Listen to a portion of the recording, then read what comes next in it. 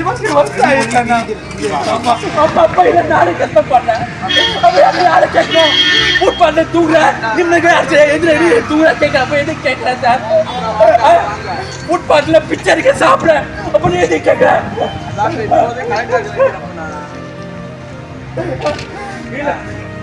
இல்ல ஹஸ்பண்ட போன் பண்ணி கேட்டா ஃபைல் அங்க மண்டபத்துல இருக்கு சொல்லிட்டாரு. இங்க ஃபைல் எல்லாம் இருக்கற இது குடுக்க மாட்டேங்க. 10 டைம்ஸ் நான் வந்தா சார் இங்க நான் 10 டைம்ஸ் இங்க வந்தா 10 டைம்ஸ் இங்க இது குடுக்க போனே யார் ரெடி 20 வருஷம் ஆயிடுச்சு.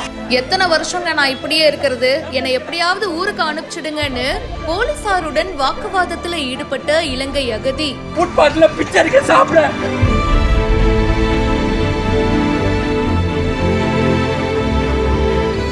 இலங்கையை சேர்ந்த ஜோய் அப்படின்ற 37 வயது நபர் பாத்தீங்கன்னா சின்ன வயசுல இலங்கையில இருந்து படகுல ராமநாதபுரம் மாவட்டம் தனுஷ்கோடிக்கு வந்திருக்காரு. வெளியில வந்த இவரு ஆவணங்கள் இல்லாம மண்டபம் முகாம்ல தங்க முடியல. ராமநாதபுரத்துல ரோட்ல படுத்து தூங்குறேன், கோவில்ல அன்னதானம் சாப்பிடுறேன், யாருமே வேலையும் தர மாட்டேங்கிறாங்க, என்னை இலங்கைக்கு எப்படியாவது அனுப்பி வச்சிடுங்க, தினம் தினம் போராடிட்டு இருக்கேன், என்னுடைய ஆவணங்களை மறுக்கிறாங்க அப்படின்னு சொல்லியிருக்காரு. கலெக்டர் சிம்ரன்ஜீத் சிங் கலோன் அவருதான் வந்து ஹெல்ப் பண்ணணும் அப்படின்னு கூறி இருக்காரு. போலீசார் ஜோய விசாரணைக்காக கூட்டிட்டு போயிருக்காங்க. இத பத்தி உங்களுடைய கருத்துக்களை ஷேர் பண்ணுங்க.